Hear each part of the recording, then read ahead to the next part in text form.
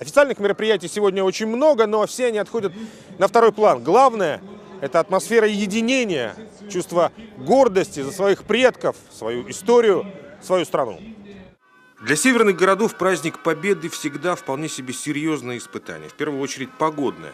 2 года назад, на 9 мая, шел снег, в прошлом дождь, в этом в целом небо нам благоволило. Детям и пенсионерам поначалу было, правда, немного зябко, но, например, офицеры России чувствовали себя вполне комфортно. Впрочем, дух единства в этот праздничный день все перевешивал.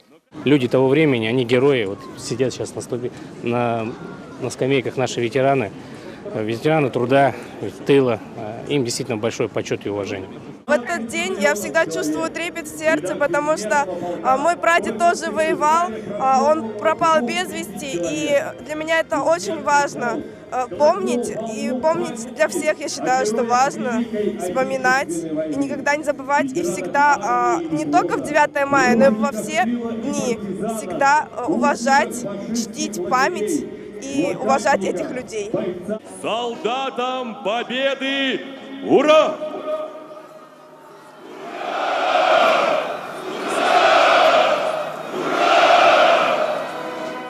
Слова благодарности и уважения ветеранам с центральной трибуны первым произносит Сергей Гапников. «Мы правопреемники нашей великой победы», заявил глава республики, и должны гордо и славно нести имя победителя. Мы выстояли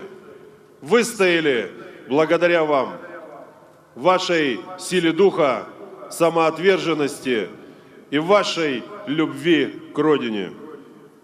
Вы трудились, не покладая рук, восстановили страну за считанные годы, подняли ее из руин, создали мощнейшую промышленность и передовую науку. Мы гордимся вашими подвигами. Мы, ваши внуки и правнуки, сделаем все, чтобы страна была в надежной защите, чтобы никто и впредь не мог посягнуть на нашу страну, и никто не указывал, как нам жить и развиваться в будущем. Старший сержант Красной Армии Михаил Иванович Сырокваша – живой пример героизма и отваги поколения победителей. Командир отделения автоматчиков свой путь боевой славы начал на 3-м белорусском и закончил разгромом Квантунской армии на границе с Китаем. Стальной характер и воля прославленного ветерана чувствуется и сейчас. А ему, на секундочку, идет уже 92-й год. Немцы дорвались до Москвы 18 километров, а потом наша, именно русская удаль водрузила знамя победы над Рейхстагом. Разве не думали это? Нет. И это знамя по-настоящему сейчас является знаменем победы. Это как маяк, зовущий. Вперед, вперед, вперед. Сплоченность, дружба, коллективизм и, главное, мужество. Поздравляю вас с 73-й годовщиной победы в Великой Отечественной войне.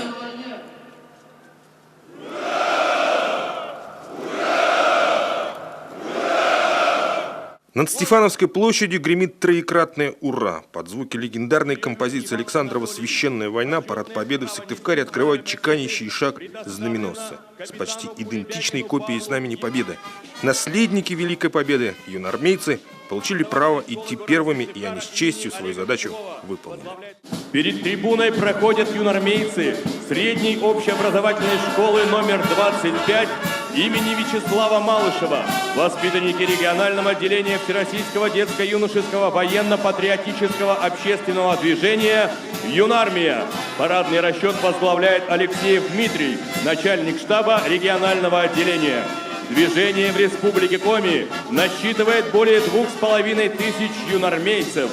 Цель движения – поддержать у молодого поколения интерес к допризывной подготовке и истории своей страны. Нацгвардия, бойцы ОМОНа, сотрудники УФСИН и, конечно же, казаки. Военной техники зрители, правда, так и не увидели, но строго дисциплинированные, как с картинки, так называемые коробки, не оставили равнодушными никого. День Победы, конечно, священный день. Я 25 лет прослужил тоже в вооруженных силах, поэтому все это знакомо, все это на душе, и всегда 9 мая принимаю участие уже как не участник парада, как военнослужащий, а как вот участник, вот, с детьми. Вот у меня маленькая дочка еще, иди сюда. Вот, поэтому всегда с детьми, всегда вместе. Завершил парадное шествие, конечно же, бессмертный полк, и пусть в Коми у него не такая большая история, первая такая акция датирована 2014 годом, скажем, следующим разом тех, кто чтит своих предков и готов пронести их портреты по всем улицам наших городов и районов, все больше.